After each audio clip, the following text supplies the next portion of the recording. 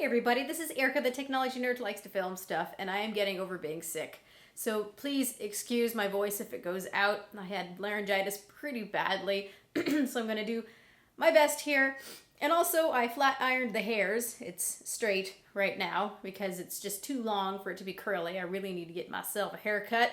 What I have right here is the Nexus 6. And I want to do a little bit of an initial review right now, tell you what I think about it so far.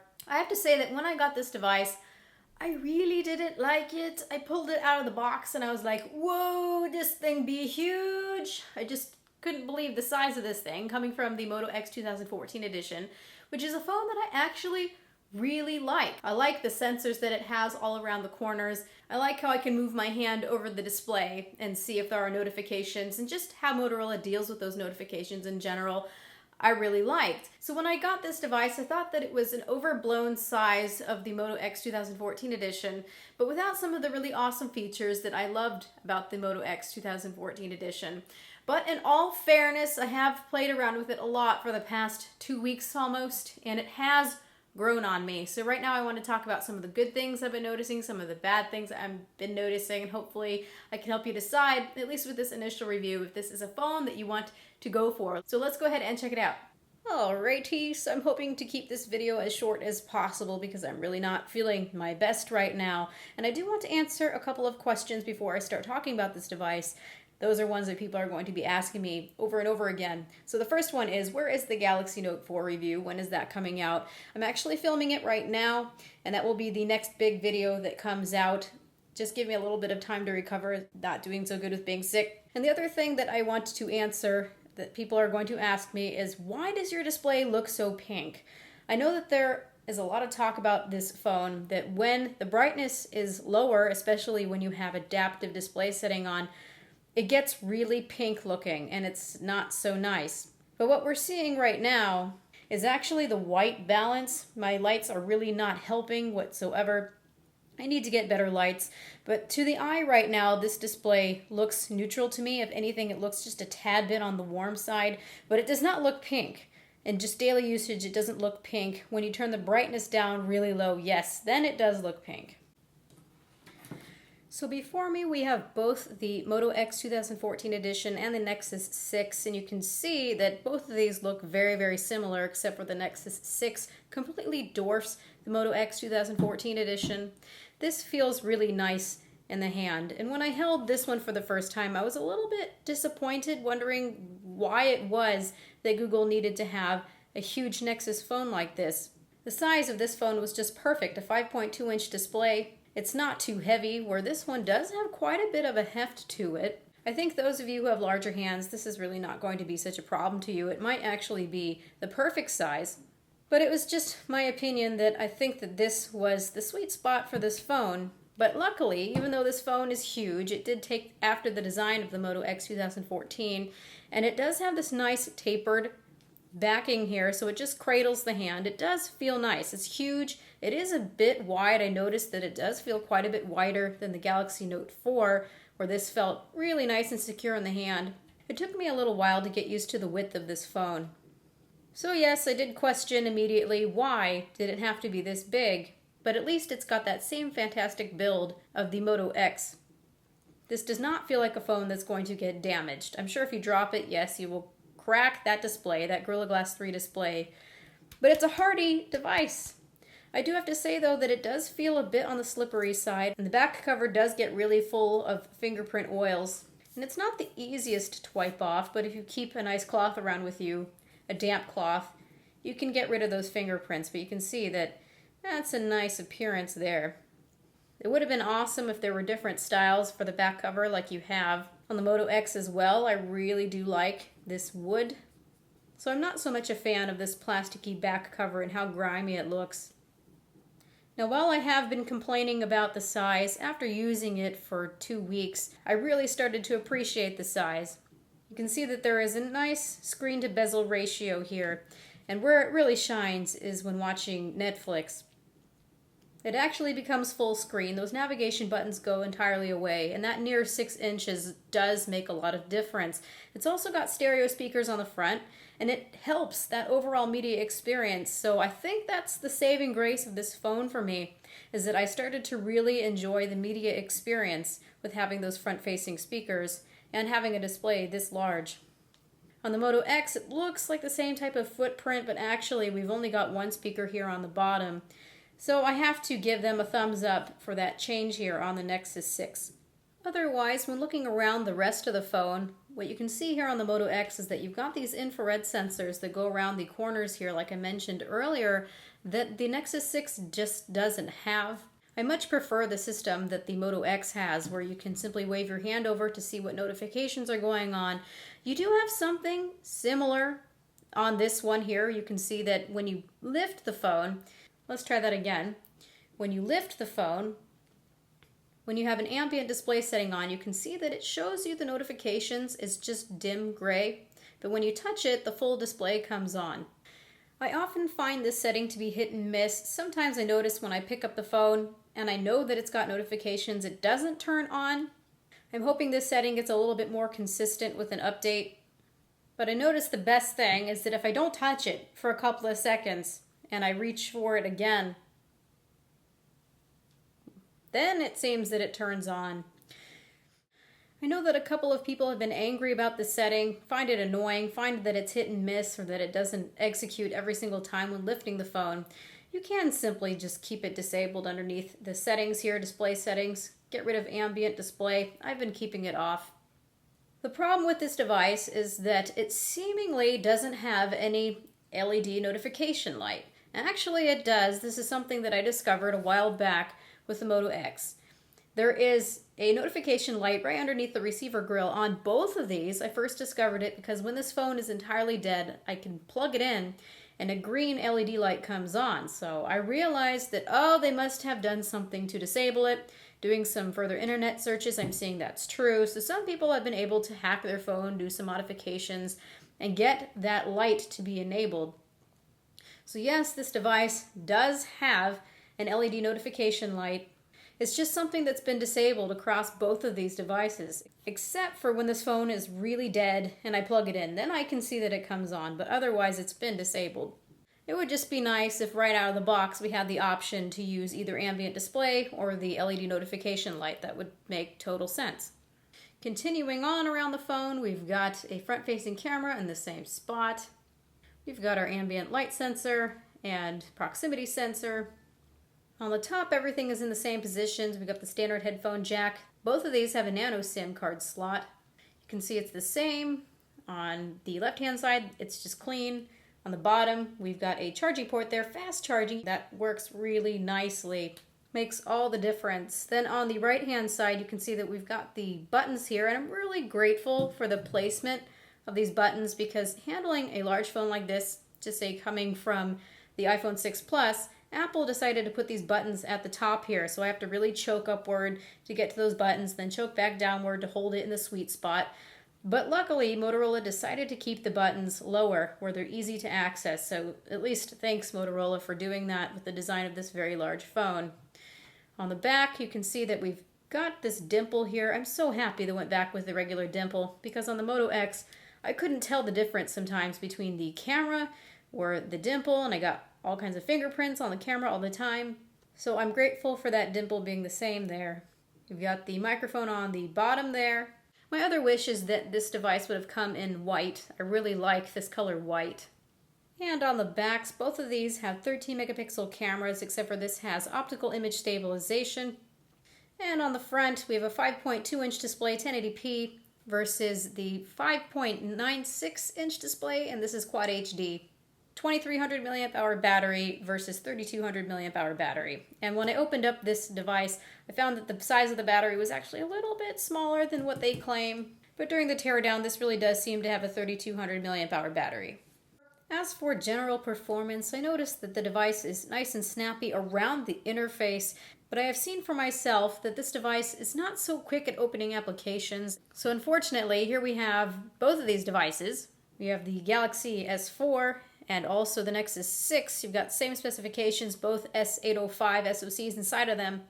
And just say I have one of my favorite games lately, which is The Room, and I see it just takes such a long time to load.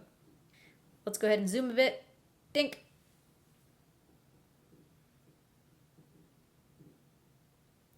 Taking some time, taking some time. Come on now. Okay, this is done. Taking its sweet time. Now it's loaded. Once the game is loaded, it works fine. The performance is great. Let's pick another game, such as Leo's Fortune, just to reaffirm. Think. And then finally, so you can see, it's really not the performance that you would expect.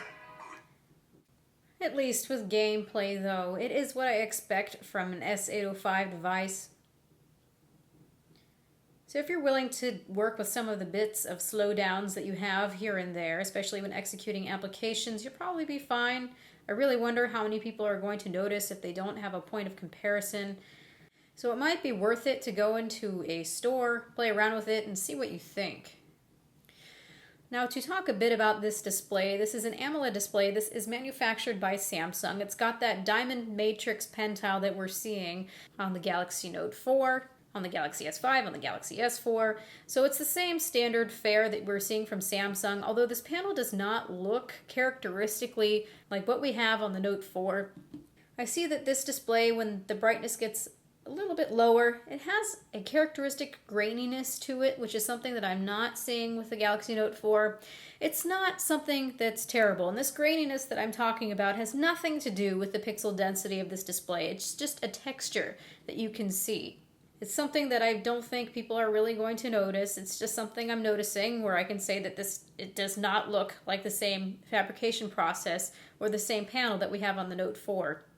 Unfortunately, another thing I'm noticing is that my display shows quite a bit of burn-in already. You can see the square and the circle, and there's also the triangle there. And the status bar is getting pretty badly. I can start to make out some of the characters. I made a video about this already.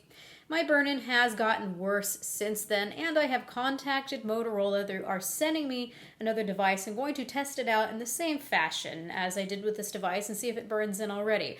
But what I am seeing is that on XDA forums, on other places on the internet, if you go underneath Reddit, it is confirmed that there are people who are seeing that their displays are burning in within a week of having their device. Me, I want to say that it was after a couple of days, and it was. That's why I decided to upload a burn-in video, and I got so much hatred for it. Granted, not everyone is going to have burn-in on their display, and I'm not trying to deter people from getting this device. I'm just trying to forewarn people that it's a possibility that your display might burn in a little quicker than you would anticipate. AMOLED displays do have the propensity to burn in. That's just the state of the technology, unfortunately. So this is something that is happening. It might not happen to your display. It might not be something that you notice, but this is something that people like to know about, so I'm going to tell you, and hopefully I won't get gnashing of teeth and horrific hatred like I've gotten on my video from before. When you're underneath the internet browser, this is where you are having an issue. You can see you are stuck with static images here and static images here, meaning images that don't move, they don't change.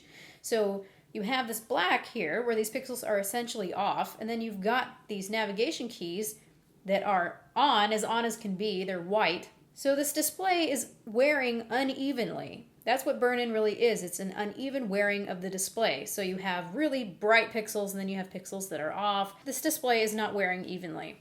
So I'm sure there are things that people can do about this, but I think you should be wary about it before your burn-in happens. That would be helpful. Otherwise, there is the possibility of using inverted colors. This is an accessibility setting. Once you activate this accessibility setting, it shows up underneath your quick toggles. So inverted colors, you can see underneath the internet now that this is inverted. So this is white and these pixels are off. So it can try to compensate to get this display to wear in more evenly. But such is the state of AMOLED, just realize this. As I was saying in my other video, that with the Galaxy Note 4, and no, I am not saying, oh, I'm such a Samsung fan. I give Samsung so much crap. about their marketing, about their displays, about their calibration. I give Samsung crap all the time. So you can't say that I'm just, I'm favoring Samsung and Samsung made this panel anyway. But what I can say at least with the Galaxy Note 4 is that these keys down here, they're capacitive buttons instead of being on the screen, so you don't have to worry about those burning in. I think that that's nice. That might be a good reason for why Samsung wants to keep these capacitive buttons. So keep that one in mind. Now, if you want to start talking about the calibration of this display, if you have seen the Moto X 2014 edition, they are a shoo-in for each other. They're both very oversaturated displays. They both have very high gamma as well. I'm happy that these displays aren't really bluish. They're actually more a bit on the warm side. Some people end up looking at this display and saying it looks kind of yellowish to them. They don't like that. So very, very similar calibration. Another thing that I pointed out in my other video about this device is that if you are someone who doesn't like oversaturation, at least Samsung provides a way for you to go underneath the display settings. You can go underneath screen mode, and you have the ability to choose the basic mode, which gets rid of that oversaturation. You still have the high gamma within this basic mode, but you don't have to suffer with having a very oversaturated display if you are sensitive to that. So with these displays that Motorola has here, you don't have the ability to change what the saturation looks like. It is as is. So again, go into store, play around with it, see if you like that oversaturation. Some people are really going to like that, others won't. That's just how it goes. The last thing I have to forewarn is what I mentioned earlier is about the pinkish display when you have the adaptive brightness on. When you have the adaptive brightness off, you're only able to go so low in the brightness. When you turn adaptive brightness on, you can actually get the display to get a lot more dim. So as I make this more dim, it really does get quite pink. Everything looks pink. So I've just been keeping adaptive brightness off, and I keep my brightness somewhere around the middle or somewhere around quarter, and that's perfectly fine for me. To bring back some of the positive side, when watching Netflix, even with that oversaturation, I have to say that with the contrast ratio that this display has, it does look really nice at that 6 inches. And having those front-facing speakers really makes it quite an immersive media experience. So there are some things about the display that you may or may not like, but the overall experience, at least when watching YouTube, when watching Netflix, with those front-facing speakers all in combination, it is a good experience. I don't want to say, oh, I hate this and be all completely negative. It has its good sides as well. Just pay attention to that burn-in and go into store to see if you like this display. That's the best that I can do. As for those speakers, though, they get incredibly loud. When you are using it for GPS navigation, it's very, very loud. You don't have to worry about not being able to hear it. When you have phone calls, it's very loud. They're decent, but the immersion in games is just priceless. This phone is huge, and it makes itself known with its size, and it also makes itself known with how loud it is. Now, getting into battery life, this has a 3200 milliamp hour battery inside of it, and during a typical day, I am mostly on Wi-Fi. I do go on LTE sometimes. I do a lot of social media. I'm watching Netflix a lot. I'm watching YouTube a lot. So that would be a typical normal day for me. And I'm tending to see that I get usually about 4 hours of on-screen time. Around that, you can see 3 hours, 56 minutes, 3 hours and 42 minutes. So I notice that the battery life is pretty much average, but I have to say that if you want to improve the battery life, go underneath your display settings and turn on the ambient brightness mode. I'm able to eke out an extra hour of on-screen time. I can get 5 hours and 11 minutes of on-screen time. That's still not fantastic, but you can see that that is a little bit better indeed. So if you use the ambient brightness setting, I usually keep it about halfway still. I see that I can get an extra hour of on-screen time. It does make a big difference. It does charge very quickly, though. That is a major plus. We do have Quick Charge 2.0. So the last thing in this initial review that I want to say a tidbit about is this camera. It's 13 megapixels, and it's also got optical image stabilization, but I have not been happy so far with the quality of this camera. Mostly, I've been using it as a video camera. And what I can see with the continuous autofocus is that it just fails Not only does it take quite some time to say, oh yeah, I should refocus, but it overshoots the focus and then it goes backward and says, okay, now we're in focus. So I notice that I miss a moment. It's never in focus when I want it to be in focus, and I find it to be an overall irritating experience. This is not what I would expect from a flagship phone. It's a 13 megapixel shooter. It'll get you by. I think it'll do better in the picture category than it's going to do for you in videos. Can I help you? Hey, why is it not focusing? It's not focusing. Does it even work? Does autofocus even work? Sorry.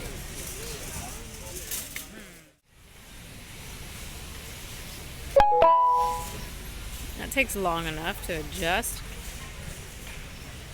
Please.